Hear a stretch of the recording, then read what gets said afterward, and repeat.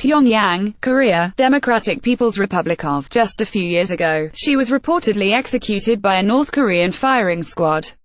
Now, Pyongyang's top pop diva is a senior ruling party official and a surprise headliner in the run-up to the South Korean Winter Olympics. Hyon Song Wol, the photogenic leader of Kim Jong Un's hand-picked Moranbong Band, has made 2 excursions across the Demilitarized Zone as a negotiator and advanced team leader, working out the details of Kim's surprise offer for the North to participate in the Pyeongchang Games. South Korea's media have been treating her like a true K-pop celebrity. On Monday, as she wrapped up her latest visit and prepared to return to Pyongyang, the South's Yonhap news agency reported a large crowd waited outside her hotel for a glimpse of her eating breakfast. Journalists, it noted, received only a subtle smile in response to their questions before she was whisked away with a North Korean delegation. But not all South Koreans welcomed her and North Korea's plan to join the Games.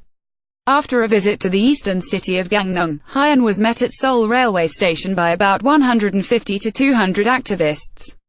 The demonstrators later burned Kim's photo, a North Korean flag and a unification flag the rival Korea's planned to carry during the opening ceremony. North Korea is expected to send 22 athletes, a demonstration taekwondo team, several hundred members of an all-female cheering group and the 140-member Samjiyon Band to the Games. Hyon will lead the Samjiyon Band, which is made up of an orchestra with dancers and vocalists. Hyon is no stranger to the South Korean media. Several years ago, it was widely reported in South Korea that she had been executed in connection with this salacious and porn scandal. She appeared on North Korean television the following year, effectively putting that theory to rest. She is now an alternate member of the ruling party's powerful Central Committee, making her one of the most influential women in the country. Viewed from North Korea, the South's intense interest in Hyon and the frenzied megastar treatment given her are somewhat ironic. There are no paparazzi in North Korea and no celebrity news.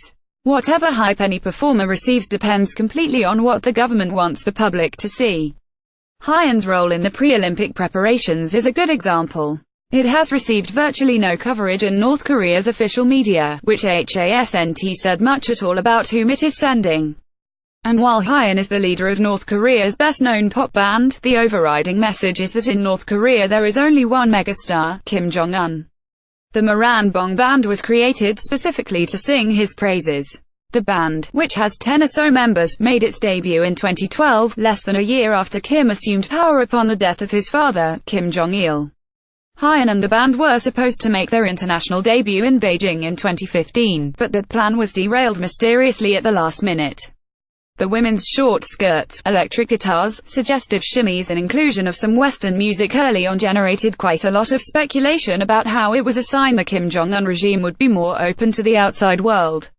The band has instead been a stalwart component of the North's time-tested propaganda machine. It has held firmly to the party line with lyrics that inevitably stress love and devotion to Kim Jong Un or hail the wisdom of the ruling party and the values of selfless sacrifice and single-minded unity. It frequently is called on to perform for major party events, often with Kim Jong Un, the military and missiles on big screens behind them, and alternate between miniskirts and military uniforms when they take the stage. Kim Jong-il, who was much more involved in the arts, and particularly in filmmaking, also founded a band, which he called the Pyeongchang Electronic Ensemble. It was known for its synthesizer-heavy sound and Hyon was a prominent member. While still guaranteed a special role as the soft face of Kim's regime, the novelty of Moranbong Band might be wearing thin. A similar group, the Pyeongchang Band, was created in 2015 in what appeared to be an effort to revive interest in a similar kind of vaguely youth-oriented, pop-influence music. But the regime doesn't seem to be promoting the Pyeongchang Band very seriously and it now rarely appears in public.